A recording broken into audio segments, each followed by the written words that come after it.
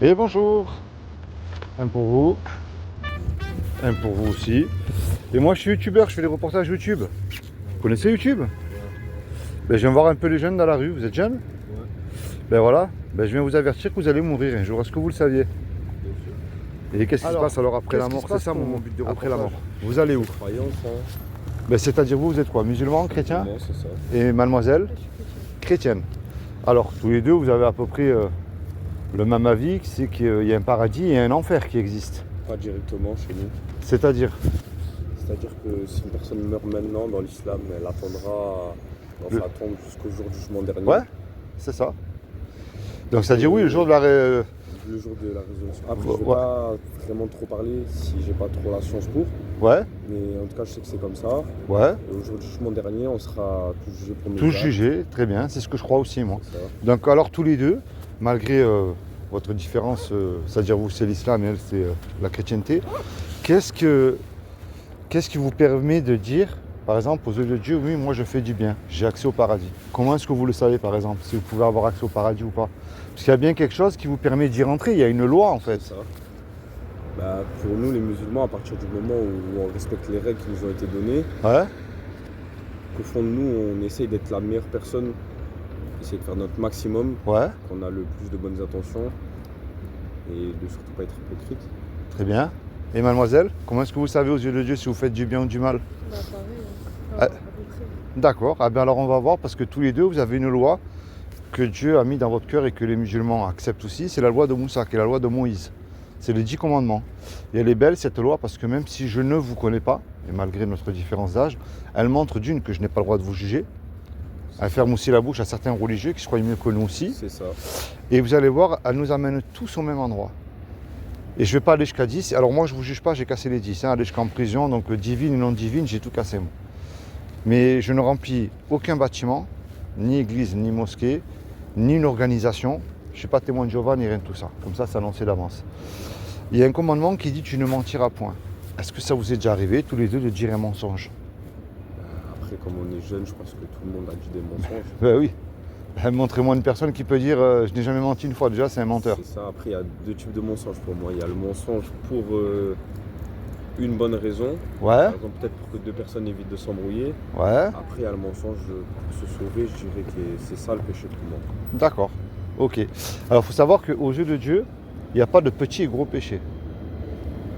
Ça, il faut le savoir. Et il a dit « tu ne mentiras pas ». Donc déjà, vous voyez que tous les trois, on est coupables. Moi, j'ai déjà menti aussi. Il y en a un autre qui dit « tu ne voleras point ». Est-ce que ça vous est déjà arrivé de voler quelque chose, mais peu importe la valeur, hein? Ça m'est déjà arrivé. Moi aussi. Jamais aller sur YouTube télécharger de la musique qui ne vous appartenait pas? Copier-coller? Ah oui? Ah, merci. Vous voyez pourquoi elle est belle cette loi? Il y en a un autre qui dit tu honoreras toujours tes parents. Attention, il y a un piège. Est-ce que vous êtes sûr que vous les avez toujours honorés, vos parents? Non, parce on s'est déjà embrouillé, mais Eh vous ouais. êtes chrétien, vous, sans indiscrétion? Oui. C'est pareil dans l'islam. Oui, mais moi, la crise de l'adolescence, je l'ai faite aussi, donc... oui. Il y en a un qui dit tu mettras toujours Dieu en premier dans ton cœur. Alors avant de vous donner votre réponse, moi j'ai remarqué qu'on met Dieu quand tout va mal dans notre vie. C'est ça. Prison, santé, problème de couple ou financier. Mais quand tout va bien, est-ce qu'on le met en premier dans notre vie? Parce que si vous vivez là aujourd'hui, c'est une faveur que Dieu vous accorde. C'est ça. Est-ce que vous le mettez en premier dans votre cœur tout le temps, lui? Je trouve que moi, sincèrement, les gens ne sont pas assez reconnaissants parce que, comme vous l'avez dit, il n'y a que quand ça va mal qu'ils prient Dieu. Ouais. Pas pour certains. Oui. Il y a des personnes qui sont très pieuses. Et Bien sûr. franchement, ils peuvent être Oui. fiers d'elles. Ouais. Mais la plupart des gens, quand tout se passe bien, font comme si de rien n'était et pensent à l'argent, pensent à Oui. d'autres trucs. Mais ça les rattrape vite. Au bout d'un Ouais. moment. Bah, c'est vrai, c'est quand Dieu permet qu'il y a... C'est ça, c'est un Dieu qui petit- donne. Moi je pense que Dieu permet qu'il y ait un souci dans notre vie pour qu'on se rapproche de lui. C'est ça. Le diable, il ne fait que ce que Dieu lui permet de faire. Il ne peut pas aller au-delà. C'est pas possible. Ça se fait éprouver. Ouais, exactement, oui. Et un dernier, un commandement qui dit tu ne commettras point d'adultère. Mais Jésus, qui est Issa pour les musulmans, C'est ça. a dit quiconque a regardé un homme ou une femme avec de la convoitise, nous avons déjà commis un adultère dans notre cœur. Et ça nous est tous arrivé aussi. C'est la fornication. Ah, qui ben oui. s'appelle. Il y a plusieurs degrés Oui. de fornication dans Ouais, l'islam. eh ben, Il y a le premier regard ouais. qui est innocent. Ah, et le deuxième, Le deuxième, c'est commis comme de la fornication parce qu'on n'a pas le droit de regarder ou Ouais. de toucher une femme qui n'est pas la nôtre. c'est vrai. C'est ça. Alors regardez bien, moi je reviens vers vous avec cette loi que tous les trois nous avons cassée. est-ce qu'aux yeux de Dieu, là, tout de suite, hein, vous êtes coupable ou innocent face à la loi que je viens de vous annoncer là? On est coupable. Eh oui, mais on est tous Sincèrement. coupables, tous.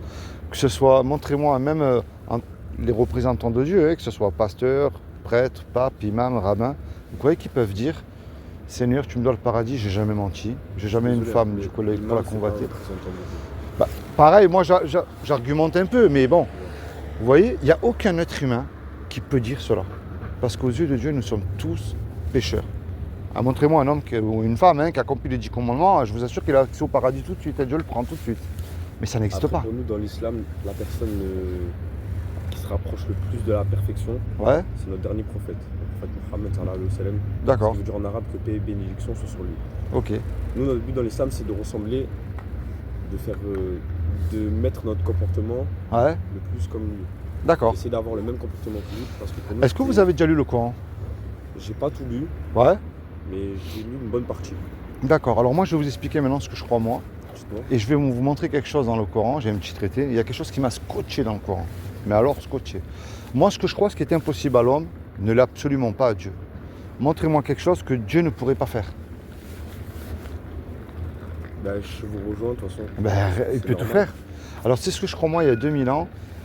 Il s'est revêtu d'un corps, il s'est habillé d'un corps justement qui est Issa, qui est Jésus. Et quand on dit fils de Dieu, c'est pas un blasphème. C'est une image. Par exemple, moi les Arabes, j'ai remarqué qu'on les appelle les fils du désert. Quand on voit un Arabe, on voit le désert à travers lui, les palmiers. Est-ce que le désert il peut avoir un enfant? Non. Les Égyptiens ou les Égyptiennes, on les appelle les fils ou les filles du Nil. Ouais. Est-ce que le Nil peut avoir un enfant? Pas du tout. C'est pour ça qu'on dit quiconque croit C'est comme que une Jésus, dénomination. voilà, est le Fils de Dieu, qu'il est ressuscité du royaume des morts le troisième jour, il aura la vie éternelle à mes côtés. Mais quand je dis Fils de Dieu, avec le respect que je vous dois à chacun, Dieu ne peut pas avoir de relation avec une femme, c'est pas possible, c'est un esprit, Dieu. Mais c'est une image, parce qu'il n'a jamais péché. C'est lui qui a accompli la loi que je vous ai annoncée, il l'a accompli. Montrez-moi que ce soit dans le Coran ou la Bible où Jésus aurait péché. Nullement. Alors sinon, ça voudrait dire que son sacrifice ne serait pas accepté. C'est comme quand vous faites la fête, il ne faut pas que le mouton soit malade. Ça ne marche pas sinon. Il faut qu'il soit en très bonne santé, on est bien d'accord. Je préfère ne pas répondre pour ne pas dire n'importe quoi. Vous voyez En ce que je général, veux dire, oui. Parce que je. Ah ben ensuite, regardez la j'ai pas fin. réponse pour ça. Regardez la fin. Croire, c'est bien. Je sais que les musulmans, ils y croient en Jésus aussi. Mais c'est très bien de croire. Mais il y a écrit dans la parole de Dieu, tu fais bien d'y croire parce que les démons, non seulement ils existent, eux, ils y croient et en plus, ils tremblent. C'est-à-dire qu'ils connaissent Jésus, les démons. Ils savent ce qui va arriver. La clé, moi, je vous la donne, mais avec amour parce que je ne suis pas mieux que vous. Ça s'appelle la repentance. C'est-à-dire que dès aujourd'hui, on prend conscience qu'aux yeux de Dieu, nous sommes pécheurs. On jette à la poubelle tout ce que Dieu a en horreur, qui ne le glorifie pas, et nous mettons en pratique ce qui plaît à Dieu. Je prends le mensonge, c'est plus simple. Vous allez dire là, chacun, moi si je mens, bah, je m'en fous, personne ne le sait. Mais je ne peux plus me comporter comme ça, moi.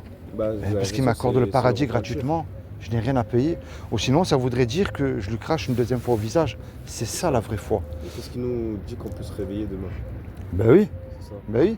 Imaginez là, tous les trois, un exemple, hein, on va braquer le coffre-fort d'un yacht. Tous les trois, on se fait serrer et on passe devant le tribunal. Et puis le juge, il nous dit à tous les trois, vous voyez, tous les trois là, le braquage que vous venez de commettre, je vous laisse le choix. Vous me donnez 20 000 euros de caution, je vous envoie tous les trois là 20 ans en prison. On n'a pas l'argent parce qu'on vient de se faire serrer. Puis vous et moi, on ne peut pas revenir en arrière et effacer le mal qu'on a fait. Et on ne peut pas dire tous les trois au juge, monsieur le juge, vous êtes bon miséricordieux, sur la vie de ma mère, moi dès que je sors là du tribunal, je recommence plus. Vous connaissez la chanson, ça ne marche pas. Ouais, c'est comme ça. Le juge, il va dire, je suis bon miséricordieux, c'est vrai, mais moi je suis un juge et j'applique la justice. Vous me payez la caution ou vous partez en prison, je ne vais rien savoir. On se regarde tous les trois, on ne sait plus quoi faire. Mais il arrive tout à coup un homme qu'on ne connaît pas. Et cet homme-là, par amour pour nous, il décide de payer la caution. Puisque la caution elle a été payée, le juge il est satisfait, lui, il nous libère. Mais imaginez-vous là tous les deux dans le film. Cet homme qui a payé la caution, il se présente maintenant en retour devant vous. Qu'est-ce que vous allez dire à cet homme-là qui a donné l'argent pour vous éviter d'y aller en prison? Je serais reconnaissant vers lui. Eh oui, vous allez lui dire merci. Vous allez lui parler cracher dessus ou lui tourner le dos. Vous voyez cette belle image que je viens de vous donner? C'est ce que je crois moi, ce que Jésus a fait pour nous, pour le monde entier il y a 2000 ans sur la croix. Alors pourquoi je vous ai parlé de Jésus? Maintenant il y a deux solutions. Soit je vous montre une porte, puis je me suis trompé, j'ai rien fait de mal et vous n'aurez rien perdu. Mais si c'est moi qui ne me trompe pas, là c'est vous deux qui risquez de perdre gros. Regardez, je vous ai parlé tout à l'heure du Coran. Vous connaissez un peu l'histoire de France? dans quel... Alors je vais vous expliquer, il y a 400 ans, il y a ce que le Coran enseigne, les gens du livre. Les gens du livre, c'était les chrétiens de l'époque. Ouais, je vois. Pour moi, chrétien, c'est pas celui forcément qui a la croix autour du cou, parce que la croix, pour moi, autour du cou, c'est une idolâtrie. Jésus ne serait pas baladé avec une croix autour du cou, c'était un acte de torture pour lui. Les vrais chrétiens, c'est ceux qui sont soumis à leur livre. Comme vous avez dit le mot tout à l'heure, qui sont pieux ou pieuses, qui suivent Dieu du plus profond de leur cœur et de toute leur force. Ces gens-là étaient soumis uniquement au Dieu vivant, en mettant leur Bible en pratique.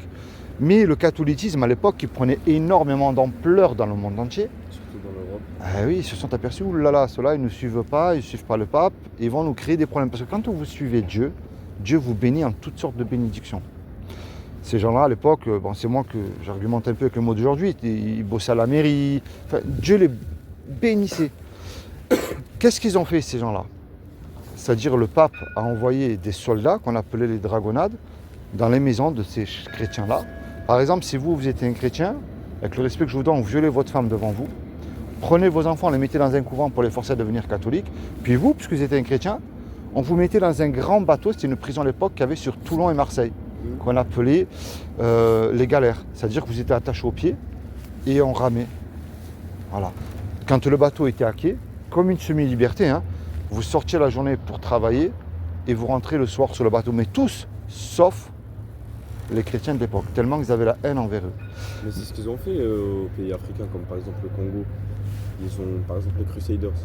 C'est quoi de l'Angleterre. Ben, quand ils sont partis là-bas pour coloniser, Ouais, ils ont forcé le christianisme d'un côté. d'accord. Et bah ouais, du coup, c'est... Je trouve que ça a été forcé, mais après, je trouve que ça a été fait dans Mais l'histoire. pourquoi moi je vous partage cette histoire-là? Parce que dans ce bateau-là, il y avait toutes sortes de prisonniers, criminels et non criminels. Quand je dis non criminels, c'est qu'il y avait des prisonniers aussi de religion. Il y avait des musulmans turcs à l'époque. Parce que musulman, pour moi, c'est pas le terroriste ou le vendeur de drogue. C'est le vrai musulman, ça veut dire soumis à Dieu. C'est celui qui est soumis à Dieu seul. Mais pourquoi je vous raconte cette histoire? Parce que ces musulmans-là, c'était un honneur pour eux d'aider les chrétiens de l'époque.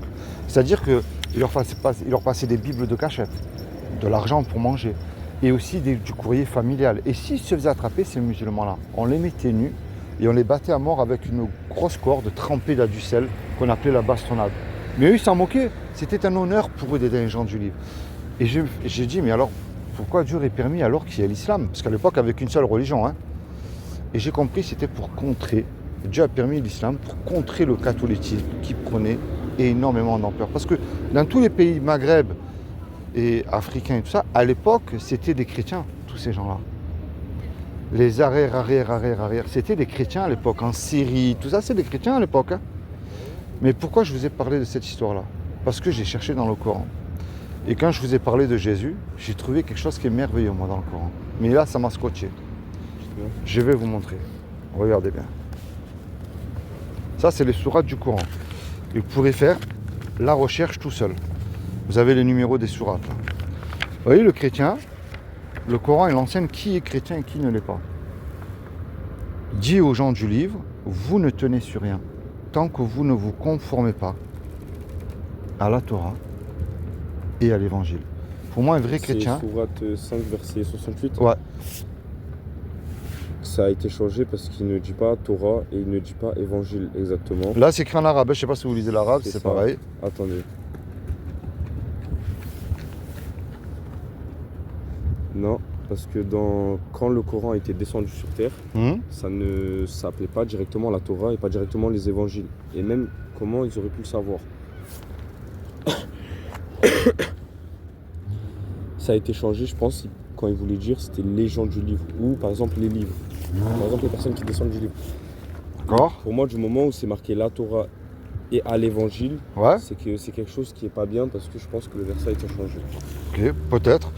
Le Coran enseigne que le véritable chrétien aime le véritable musulman. Quand on voit que tout le monde se fait la guerre, le Coran il enseigne autre chose. Je crois certainement que les juifs et les associateurs sont les ennemis les plus acharnés des croyants.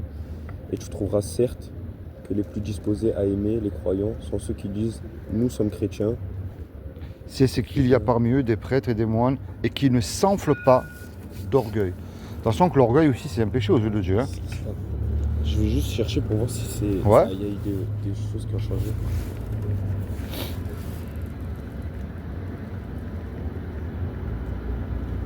82. Ok.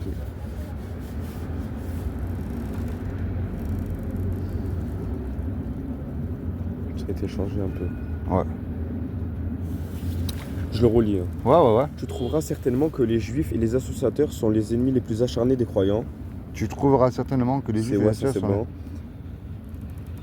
Et tu trouveras certes que les plus disposés à aimer les croyants sont ceux qui disent nous sommes les chrétiens, ça c'est bon. C'est ce qu'il y a parmi eux, des prêtres et des moines ouais. qui ne s'enflent pas d'orgueil. Ensuite, regardez. Traduction classique du verset. Vas-y, c'est bon. Allez. Moi je peux pas rester trop longtemps parce que j'ai stage. Ça y est, j'ai fini. Le Coran enseigne que le véritable musulman doit écouter un véritable chrétien. Alors, je vous rassure, pas n'importe qui dans la rue. Voilà, on est d'accord. Et ne discutez que de la meilleure façon avec les gens du livre, sauf ceux d'entre eux qui sont injustes. Et dites, nous croyons ce qu'on a fait descendre vers nous et descendre vers vous, c'est-à-dire la Bible à l'époque. Tandis que notre Dieu est votre Dieu et le même, et c'est à lui que nous nous soumettons. Le Coran enseigne que le véritable musulman peut croire le véritable chrétien. Et celle-là, elle est belle. Et si tu es en doute sur ce que nous avons fait descendre vers toi, c'est-à-dire le Coran, interroge alors ceux qui lisent le livre révélé avant toi, c'est-à-dire la Bible. La vérité, certes, t'est venue de ton Seigneur, ne sois donc point de ceux qui doutent. Maintenant, moi, ce que je voulais vous montrer, c'est ça le plus important. Le Coran enseigne que le véritable musulman doit suivre l'Injil. Et nous avons envoyé après eux Jésus, fils de Marie, pour confirmer, pas retirer, ce qu'il y avait dans la Torah avant lui. Et nous lui avons donné l'évangile où il y a guide et lumière. Et là, je m'arrête là. Guide et lumière. Pourquoi je vous parle de l'Injil? Parce que c'est important aussi. Vous lisez le Coran, bien sûr, mais il faut lire aussi la Bible pour savoir qui est cette lumière derrière. C'est ce qu'enseigne le Coran. Le Coran enseigne que le véritable musulman doit obéir à Jésus. Pas croire, je vous ai expliqué que les démons, ils y croient. Ça, c'est la sourate l'ornement. Et quand Jésus apporte à l'épreuve, il dit, là, c'est Jésus qui parle. Je suis venu à vous avec la sagesse et pour vous expliquer certains de vos sujets de désaccord. Désaccord entre les musulmans et les chrétiens. Craignez Dieu. Bon, moi, dans le Coran, c'est craignez Allah et obéissez-moi. Alors, quelquefois, on me dit, là, je vais vous répondre avant que vous me dites. On me dit, oui, mais l'Injil, c'est plus le même qu'avant. Faux, parce que j'ai cherché aussi dans d'autres interprétations du Coran, c'est qu'il est mal interprété. C'est-à-dire que moi, je peux interpréter le Coran à ma manière à moi. Ouais, je vois. Vous voyez ce que je veux dire? Là, on me dit souvent que oui, mais c'était avant pour le peuple juif. Alors, je réponds que alors ça voudrait dire que ces deux sourates les plus importantes elles sortent alors. Et là, c'est terrible. Le Coran enseigne, si tu crois à l'Injil, tu es sur le bon chemin.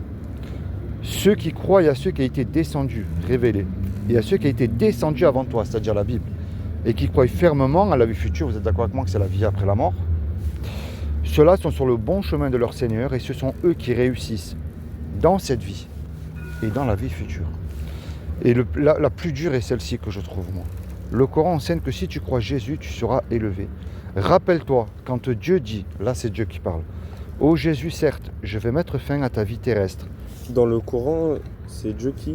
Là pour C'est moi, quoi? je sais que c'est Dieu qui parle pour moi là. Là de la manière qu'il parle, c'est Dieu. « Ô Jésus, certes, je vais mettre fin à ta vie terrestre. » Il n'y a que Dieu qui peut dire ça. Il n'y a que Dieu qui peut mettre votre vie et la mienne, l'arrêter. Ouais, je vois.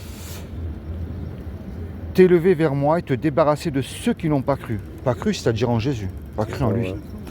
Et mettre jusqu'au jour de la résurrection, c'est ce que vous avez dit tout à l'heure, ceux qui te suivent au-dessus de ceux qui ne croient pas en lui. Puis c'est vers moi que sera votre retour et je jugerai entre vous ce sur quoi vous vous opposez. C'est-à-dire, pour moi, c'est Jésus. On s'oppose à lui. Alors pourquoi je vous ai... Alors si vous me demandez pourquoi le but de ma démarche, je vous le laisse, vous ferez les recherches chez vous tranquillement. Moi, ce que je vous encourage à faire, et c'est ça, je ne remplis aucun bâtiment. Moi, je vous encourage aussi à lire la Bible, à chercher dans le Coran, mais à chercher dans la Bible. Qui est cette lumière? Vous voyez, le Coran, il enseigne que ce n'est pas le Coran qui est un guide et une lumière. Le Coran enseigne bien que c'est l'Injil, c'est-à-dire l'Évangile, qui est un guide et une lumière. Mais vous, il faut que vous cherchiez avec votre cœur disposé, mais qui est cette lumière? Vous voyez? Parce que dites-vous bien une chose, que dans la mort, après, c'est fini, il n'y a plus de repentance dans la tombe. Moi, purgatoire et tout, ça, j'y crois pas. Hein. Moi, je crois comme vous, paradis, enfer, au milieu, jugement. Mais la grande question que je vous pose à tous les deux, je ne suis pas mieux que vous, mais je vous le dis avec amour. Il est 40. Ah bah allez-y, est-ce que vous... juste finissez vite parce que Ouais, pour ouais. ça, Est-ce que vous êtes réconcilié avec Dieu? Ou est-ce que je vais passer l'éternité? Je rentre pas dans les faits, mais regardez le petit Naël, le pauvre, quand il a fermé la porte de chez lui. Il ne savait pas qu'il n'allait pas revenir. La mort peut arriver à tout moment. C'est pour ça que je vous encourage tous les deux. Obéissez à Jésus. Le Coran il dit obéir, c'est-à-dire je vais lire aussi ce qu'il me demande de lire. Mettre en pratique ses commandements aussi qu'il me demande de mettre en pratique. C'est comme moi, je prends ma Bible, je ne vais pas mettre une page qui me plaît et puis l'autre je ne vais pas le faire. C'est où je suis soumis à mon livre ou je ne suis pas soumis, vous voyez? C'est ça. Dites-vous bien une chose, un homme, et je le prends pour moi aussi, un pasteur, un imam, un rabbin, un pape, ça reste des hommes, ils peuvent se tromper, hein. Mais pour moi, Dieu ne peut ni se tromper, encore moins mentir. Parce que pour moi, il n'est pas Dieu sinon. Aujourd'hui, c'est vrai que dans n'importe quelle religion, on tord les Écritures à notre manière, c'est comme ça qu'il y a des sectes, c'est comme ça qu'il y a beaucoup de dérives. Mais moi, je vous dis, parlez à Dieu avec votre cœur à vous. Seigneur, quel est ce chrétien-là? Qu'est-ce que tu veux me faire comprendre à travers ces sourates-là? C'est ça, parler à Dieu. Seigneur, je suis en colère, pourquoi il m'arrive ça? Ou peut-être reprends-moi parce que c'est moi que je suis sur un mauvais chemin. Vous voyez? Et c'est ça qui demande Dieu. Moi, je peux me tromper, mais ce que je vous ai montré, vous voyez, c'est dans votre livre. Et c'est pour ça que lisez seul dans votre chambre, tranquille, ou avec votre ami qui est chrétienne. Vous lisez la Bible, vous cherchez qui est cette lumière derrière. C'est ça qui demande Dieu. Vous voyez, l'église, c'est pas un bâtiment. C'est vous, c'est moi. Et c'est ça qui demande. Vous voyez, est-ce que vous avez déjà lu la Bible? Pas complètement, mais j'ai lu certains versets, mais après ça me fait douter parce que Dites-moi pourquoi. le langage avec lequel le Coran a été écrit n'est pas du tout le même qui est dans ce que vous m'avez donné. Ouais. Ce langage qui est dans le Coran, il est très très soutenu. Ouais. Vous avez déjà lu le Coran. Oui. Et vous savez, si vous avez déjà lu, vous pouvez que confirmer que si vous le lisez qu'une seule fois, par exemple, vous lisez le verset qu'une seule fois, vous n'allez pas directement comprendre. Quand vous lisez un verset, il faut le lire plusieurs fois avant de le comprendre. C'est vraiment quelque chose, il y a une démarche, vous voyez ce que je veux dire? D'accord. Avec le langage soutenu, il y a des mots que peut-être on ne comprend pas. Ouais. Mais moi, je vous encourage à le lire avec un cœur ouvert. C'est-à-dire, vous savez, Dieu connaît les cœurs de tout le monde. Dieu sonde les cœurs de tout le monde. Mais Dieu voit vraiment les cœurs de chacun qui le cherche du plus profond de son cœur. C'est pour ça qu'il y a écrit dans la Bible, qui plaît à Dieu, c'est des adorateurs en esprit et en vérité qui le cherchent du plus profond de son cœur. Et c'est ça qu'il cherche. C'est pour ça, je vous lis une Bible, je peux vous en donner une, c'est gratuit. Mais il faut que vous la lisiez. Prenez pas pour argent comptant ce que je vous dis aussi. Non, Cherchez-vous. Vous voyez? Moi, je vais me renseigner parce que ma mère, elle connaît le Coran par cœur et elle a lu la Bible. Dites-vous bien les sourates que je vous ai montrées. Les deux dernières qui sont en noir. Ça voudrait dire alors qu'il y en a qui interprètent le Coran à leur manière, mais ça voudrait dire que ces deux sourates-là, à la fin que je vous ai montrées, elles sautent. C'est pas possible. C'est pas possible. C'est pour ça que je ne pas parler pour le moment. Et oui, non, mais je vous comprends. Voilà. Maintenant, si vous avez des questions à travers la Bible, je pense que votre amie, elle peut vous répondre aussi, mais il faut que vous cherchiez qui est cette lumière. Et cette lumière, vous savez, c'est ce que dit Jésus dans la Bible. Je suis la lumière du monde. Moi, je vous ai donné la fin du verset. Maintenant, c'est à vous de voir. Bon, soyez bénis. Après, peut-être qu'on pourra en parler une fois. Bien sûr. Mais je suis vraiment désolé. Allez-y, allez, bonne continuation. Merci. Au revoir.